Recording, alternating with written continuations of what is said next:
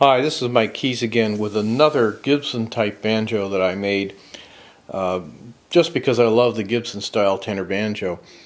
As most of you may know, after seeing several of these videos, I've made a TB7 clone. I've had a parts banjo made with a gold tone neck on a Cox rim, and this is a new one that I built on a Recording King PB680 rim and the accompanying tension ring. You can get the Recording King rim for and the tension ring for a little over $300, and I combined it with a neck from a TB100 banjo from back in the 60s that I got for $100, including the tuners. A Chinese pot a Chinese resonator, excuse me, I had around, and every other part that I had was in the shop. So I really have very little money invested in this banjo, and because it's a coat of many colors, as you'll see, I didn't even bother to try to match anything. The result, however, is astounding for what you pay. I think this is probably the best banjo for the price that you can buy. We'll show you some of the features. As you can see, this looks just like a standard Gibson banjo, except that it does have the TB100 neck, which as opposed to the 150 or the master tone neck, does not have binding, but it is mahogany, and it's cut for a one-piece flange.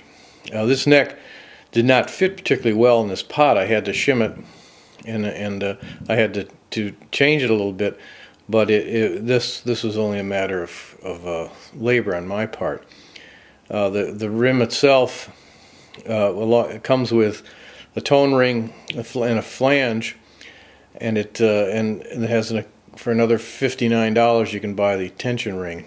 I put a Renaissance head on this, and it has a Waverly style tailpiece, which is one of my favorite modern tailpieces. They're not very expensive, they're very sturdy, and they're adjustable. One thing I'm going to note is that I've made 4 or 5 of these banjos now, and they're very consistent in their sound. And if you get the flathead set up like this, I found very little difference between a Cox rim, a block style rim, and these RK rims. These RK rims are just probably the biggest secret there is in banjo making right now. And there are a number of banjo makers who use these rims, and they may not tell you about it, but because they're the same quality as some of the American-made rims, and certainly as good as anything Gibson put out, that these are wonderful rims to make a banjo from, of any kind, 5-string, tenor, plectrum, or even a mandolin banjo. Here's the back. As you can see, it's a Chinese resonator. It's mahogany veneer. The neck itself is also mahogany. It's in the headstock is the typical paddle headstock that you see from the 40s, 50s, and 60s with the original tuners.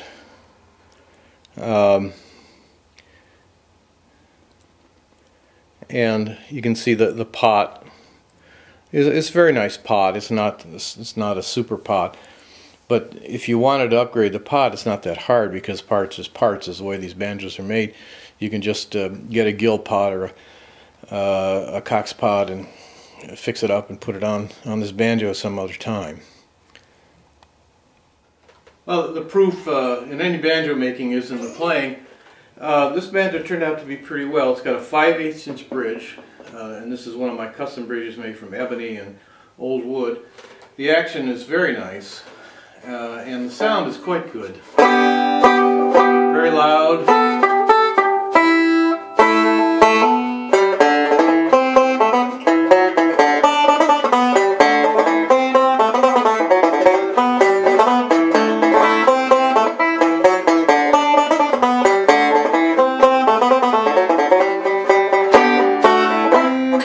can see it's very crisp.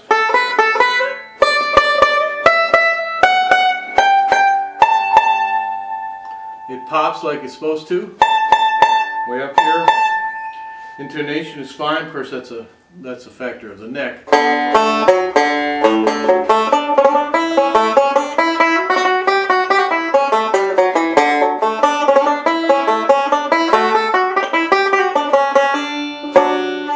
I think this is probably the about as inexpensive as you can make what I would call a professional level. That is a banjo you wouldn't be afraid to take on stage, the one that has good sound, the one you could record with.